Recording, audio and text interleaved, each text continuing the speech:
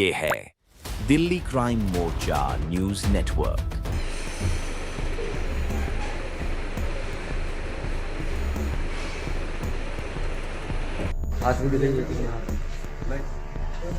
क्या आपके रिश्ते में मिसेस है। मेरे सामने एक महिला ये मौजूद है। इनके नाक पर, इनके हाथ पर और इनके शरीर के अन्य हिस्सों पर चाकुओं से हमला किया गया, लाठियों से हमला किया गया। और उसके बाद आज इस घटना को बीते हुए लगभग 3 दिन हो चुके हैं और आज तक दिल्ली पुलिस ने एफआईआर तक दर्ज नहीं की। इस जगह पर चाकू से हमला किया गया इनके। पुलिस ने हाफ मर्डर की कार्रवाई किए बिना, हाफ मर्डर का केस लिखे बिना इस परिवार को महज दौड़ाने का काम कर रही है। एक महिला अपने पति के शव को देखने के लिए जाती है, जो उसका एक मौलिक अधिकार है। वो अपने बच्चों को उससे मिलवाने के लिए जाती है, लेकिन मिलवाने की बजाय वो सास, वो देवर, वो उसके तमाम नंदोई, तमाम इस तरीके के लोग इस परिवार के घर के बाहर इकट्ठे होते हैं, आते हैं, हमला करते हैं, मारते हैं, पीटते हैं, दोबारा धमकी देते हैं, थाने से छूटने के बाद दोबारा धमकी देते हैं। और उसके बावजूद अब तक जिस मामले में हाफ मर्डर का केस दर्ज होना चाहिए था, पुलिस ने अब तक एक कंप्लेंट तक नहीं लिखी है। ये 9 तारीख की बात है। 9 तारीख को कितने बजे? 2 बजे। 2 बजे। मेरे हस्बैंड की डेथ हो गई। क्या नाम है आपके हस्बैंड का? कमल नाम है। कमल। हाँ, हम देखने के लिए जा रहे थे, उन्होंने हमें देखने नहीं दिया। और उन्होंने बोला कि यहाँ पे सब लोग आओगे तो सबको मारेंगे। इन लोगों के हाथ में सरिया था, चाकू था, एक पे डंडा था।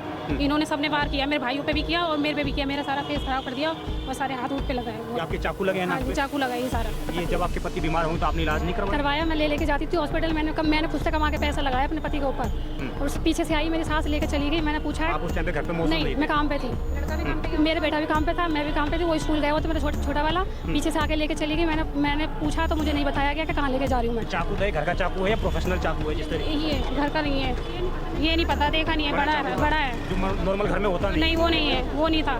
संदीप के हाथ में कौन है? संदीप है, बहन का देवर है। संदीप बहन का देवर है। उसकी शादी हो गई है? शादी हो गई है, बच्चे हैं उस पे। उसने मारा है। उसने आप लोगों को इसलिए मारा क्योंकि आप अपने जीजा के सबको देखने के लिए? जीजा को देखने जा रहे थे, इसलिए मारा है। वो मैंने बोला कोई बात नहीं, हम गली में खड़े हैं, मारना पीटना जो भी करना देख लेना, फिर हम आ रहे हैं। हम उतने में तो खुद ही वो तीनों जने आ गए। बोल दिया था कि हम लोग आ रहे हैं हम लोग। तो इतने में तो तीनों आ गए। वो एक पे सरिया और एक पे डंडा और एक पे चाकू। वो हमला करते हुए आए, लेडीज को भी नहीं देख रहे हैं, किसी को भी नहीं देख रहे। वो आपकी सास हॉस्पिटल लेकर आपके पति को चली जाती है, भर्ती करवा देती है, उनकी डेथ हो जाती है और उसके बावजूद आपको नहीं बताती है। वो कुछ भी नहीं बताया। मैंने फोन करा था मुझे और गाली बक रही है कि यहाँ पे आई तो मारूंगी तुझे भी, तेरे बच्चों को भी। 2 घंटे हमारे सामने रखा, उनको फिर छोड़ दिया, हमारे सामने छोड़ दिया। हम पूछ रहे हैं क्या हुआ, हमारा खतरा है आपको?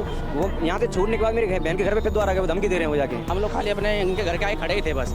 वो पीछे से आए, चाकू रोड लेके उन्होंने सीधा वार कर दिया। ये नहीं देखा किससे कहाँ लग रहा है। अब मेरे घर वाले के मुँह पे चाकू मारे हैं, ये इसके हाथ पैर सब काट दिए हैं सर, मुँह बिगाड़ दिया, गले पे मारने की कोशिश करी थी। मारने आए थे हकीकत इनको कि तुझे जान से मार देंगे ऐसे बोल के, तो बचाव के चक्कर में इसके लगा। नमस्कार, जय हिंद। आप देख रहे हैं दिल्ली क्राइम मोर्चा।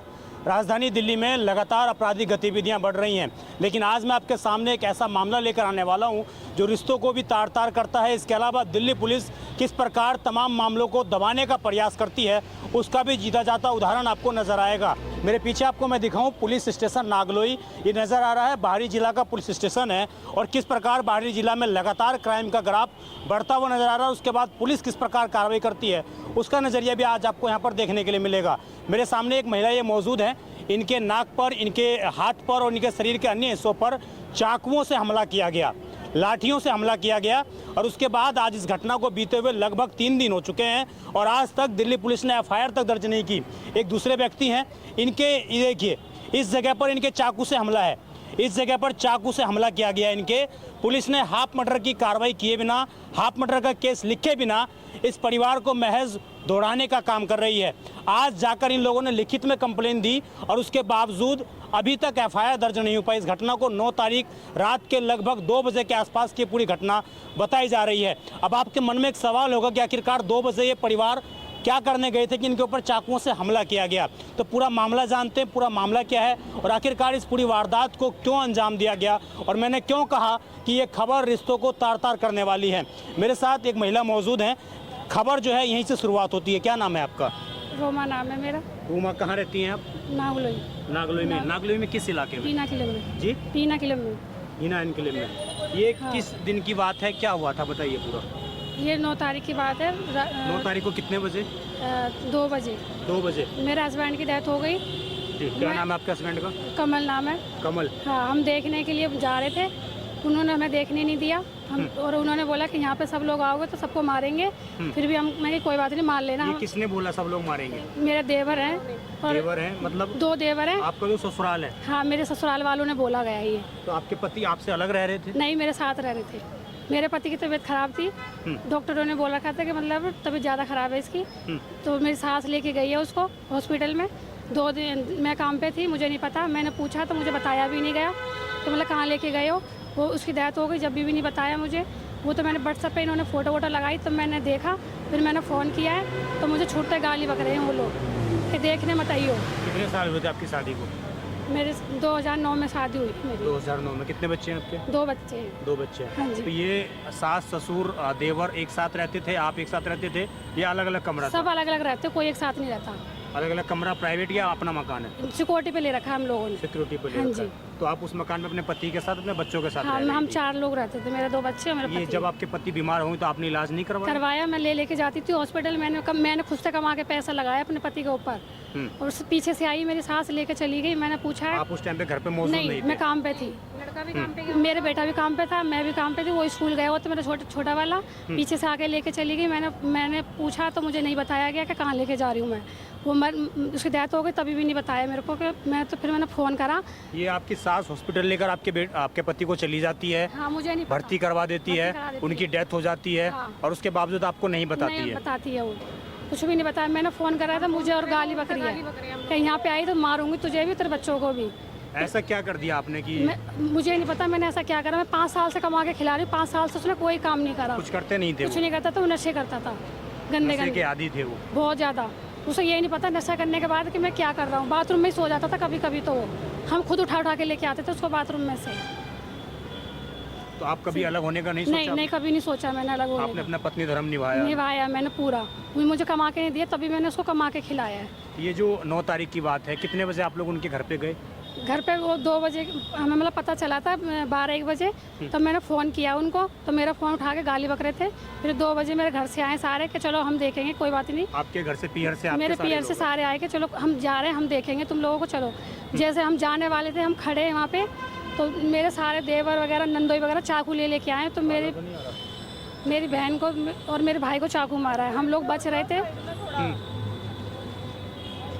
इसलिए मतलब लड़ाई करने के लिए, लड़ाई करके फिर भाग गए सारे के सारे। मेरे बच्चों को भी नहीं मिलने दिया, खुद जाके अपने आप पर। आपको अपने बेटों से भी नहीं मिलने दिया? नहीं मिलने दिया। अपने आप ही जो जला जुलू के जो सारे काम अपने आप करके आ गए वो।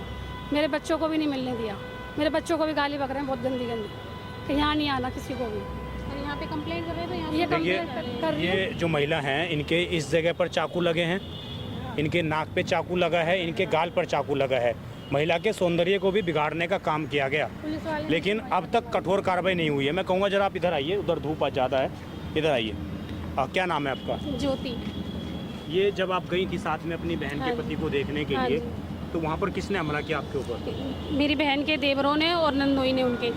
ये 3 लोग जो सीसीटीवी में दिख रहे हैं, वो लोग आए? वो 3 लोग, हाँ। इनके हाथ में क्या क्या हथियार थे? इन लोगों के हाथ में सरिया था, चाकू था, एक पे डंडा था। इन्होंने सबने वार किया, मेरे भाइयों पे भी किया और मेरे पे भी किया। मेरा सारा फेस खराब कर दिया और सारे हाथ पे लगा है। ये आपके चाकू लगे हैं नाक पे? चाकू लगा है ये सारा।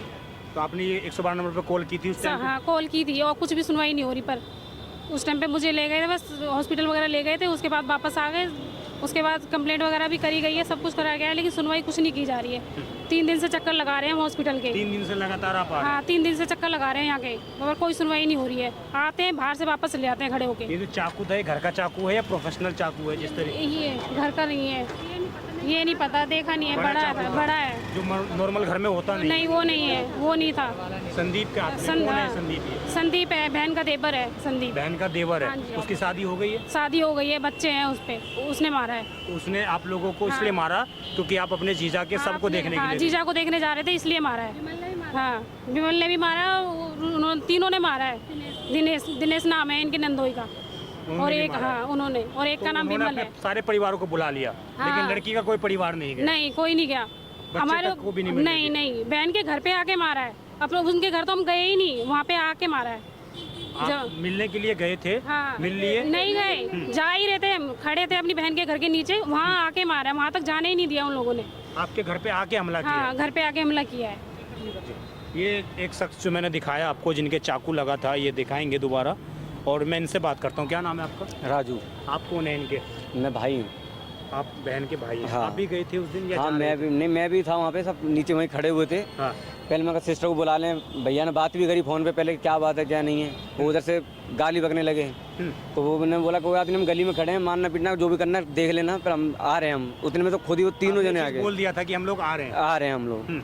तो इतने में तो तीनों आ गए। वो एक पे सरिया और एक पे डंडा और एक पे चाकू, वो हमला करते हुए आए। लेडीज़ को भी नहीं देख रहे हैं, किसी को भी नहीं देख रहे। वो जहाँ लग रहा वहीं मार रहे हैं। इसके गर्दन पे मार रहे हो, गर्दन पे बचाते बचाते हाथ मुंह में लग गया इसके। ऐसी क्या दुश्मनी थी? ऐसी क्या आप लोगों दुश्मनी ने? वो बताएंगे दुश्मनी क्या है। हमें तो कोई दुश्मनी ही नहीं उनसे। दुश्मनी होती तो फिर हम भी तो बाहर करते ना। कोई हमारा, हमें तो कोई ऐसा था ही नहीं हमारा। तो हम तो उसको आराम देखने जा रहे थे खाली, हम कुछ ही भी नहीं था हमारे हाथ में, कुछ भी। अभी पुलिस क्या कह रही है? पुलिस कुछ नहीं करी। 112 पे कॉल करी, पुलिस गई, हमारा वो करवाया, मेडिकल करवाया, सब कुछ।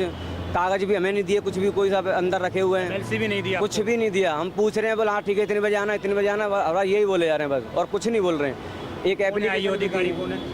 आईओ नाम तो है, कई बार फ़ोन बात करी, हम बताते हैं 6 बजे आ जाना, 5 बजे आना। कल उनको पकड़ के भी लेके आए, 2 घंटे हमारे सामने रखा उनको, फिर छोड़ दिया, हमारे सामने छोड़ दिया। हम पूछ रहे हैं क्या हुआ। दोबारा खतरा है आपको? वो यहाँ से छूटने के बाद मेरे बहन के घर पे फिर दोबारा गए, वो धमकी दे रहे हैं वो जाके। आपके घर पे धमकी दे के गए? मतलब मार, फिर दोबारा मारेंगे तुम लोगों को। हम मैंने आप जान से खत्म कर देंगे, ऐसा हाँ क्या है? ऐसे बोल रहे हैं, बार बार धमकी दे रहे हैं मेरे को, खुलेआम धमकी दे रहे हैं मेरे को मेरे बच्चों को बहुत डर है उन लोगों से। 112 कॉल करी, 112 पे कॉल करी है, 112 वाले पुलिस वाले कोई सुनवाई नहीं कर रहे हमारी, कोई नहीं आया, कोई भी नहीं आया। क्या नाम है आपका? रवि नाम है। आप भी शामिल थे उस टाइम जी पे? मैं भी था वहाँ। किस तरीके से पूरा घटनाक्रम हुआ और पुलिस क्या कर रही है ये बताइए। सर ये हुआ, हमने स्टोरी देखी रात में 12 बजे के लगभग, तो मैंने खुद फ़ोन किया इनको। मैंने आपका फ़र्ज़ बनता। आप ही भाई हैं? नहीं, मैं इनका हस्बैंड हूँ। तो मैंने कहा कि एक बार फ़ोन करके आपका फ़र्ज़ बनता, पूछो उनसे क्या। इन्होंने पूछा, सीधा भाई लड़के ने फ़ोन मिलाया इनके, तुरंत वहाँ से गाली पकड़ी है इनकी, जो है सास। हाँ, नंद गाली पकड़ी है वहाँ पे, यहाँ पे आ मत जाना, दोनों माँ बेटों को मारूंगी, तीनों को, ऐसे बोल रही है। फिर मैंने फ़ोन किया भैया को, तो कह रहा कोई बात नहीं, हम आ रहे हैं, हम बात करेंगे, फिर अपना मिल के जो भी लास्ट काम है निपटा लेते राजी खुशी। लेकिन उन्होंने क्या करा, हम लोग खाली अपने इनके घर के आगे खड़े ही थे बस, वो पीछे से आए चाकू रोड लेके, उन्होंने सीधा वार कर दिया। ये नहीं देखा किससे कहाँ लग रहा है। अब मेरे घर वाले के मुंह पे चाकू मारे हैं, ये इसके हाथ पैर सब काट दिए हैं सर, मुंह बिगाड़ दिया है, गले पे मारने की कोशिश करी थी। मारने आए थे हकीकत इनको कि तुझे जान से मार देंगे ऐसे बोल के, तो बचाव के चक्कर में इसके लगा सब ये चीज़ हुई है सर। ये पूरा मामला था दर्शकों, और आप समझिए एक ही परिवार के 3 लोगों पर, एक कैमरे पर नहीं आना चाहते, एक ही परिवार के 3 लोगों पर चाकू से, डंडे से, रोड से, सरिये से, हर एक चीज़ से हमला किया गया। सीसीटीवी फुटेज जो आप स्क्रीन पर देख रहे हैं उसमें वो देख रहे हैं किस प्रकार वो लोग भागते हुए नज़र आ रहे हैं डायरेक्ट परिवार के ऊपर हमला करने के लिए। उसमें उनके हाथ में ईंट और रोड साफ साफ नज़र आ रही है, लेकिन शायद वो सारी चीज़ें दिल्ली पुलिस को, नागलोई थाने के SHO साहब को नज़र नहीं आ रही हैं। वो आँख पर पट्टी बांध कर बैठे हुए हैं पिछले 3 दिन से। वो इंतज़ार कर रहे हैं कि इस परिवार की एक और अर्थी उठ जाए, उसके बाद हम कार्रवाई करेंगे। आप समझिए कितना संगीन मामला है ये। एक परिवार के ऊपर एक महिला अपने पति के शव को देखने के लिए जाती है, जो उसका एक मौलिक अधिकार है। वो अपने बच्चों को उससे मिलवाने के लिए जाती है, लेकिन मिलवाने की बजाय वो सास, वो देवर, वो उसके तमाम नंदोई, तमाम इस तरीके के लोग इस परिवार के घर के बाहर इकट्ठे होते हैं, आते हैं, हमला करते हैं, मारते हैं, पीटते हैं, दोबारा धमकी देते हैं, थाने से छूटने के बाद दोबारा धमकी देते हैं। और उसके बावजूद अब तक जिस मामले में हाफ मर्डर का केस दर्ज होना चाहिए था, पुलिस ने अब तक एक कंप्लेन तक नहीं लिखी है। ये हालात हैं राजधानी दिल्ली के थानों के। इसलिए मैं कहता हूं कि आप लोगों को ज़्यादा और सतर्क और सावधान बरतने की आवश्यकता है। इस खबर पर आपको जो भी राय है कमेंट जरूर करिएगा। उम्मीद है आउटर DCP इस खबर पर संज्ञान लेंगे और नागलोई थाने से अनुरोध करेंगे कि एक बार कम से कम FIR दर्ज के परिवार को ये तो भरोसा तो दिलाया जाए कि पुलिस उनके साथ है, क्योंकि 3 दिन हो चुके हैं परिवार इसी प्रकार थाने पे भटक रहा है और आज इनको हमारे लोगों की सहारा लेने की आवश्यकता पड़ गई। ये हालात हैं राजधानी दिल्ली में। आप देखते रहें दिल्ली क्राइम मोर्चा में विजय ठाकुर। धन्यवाद।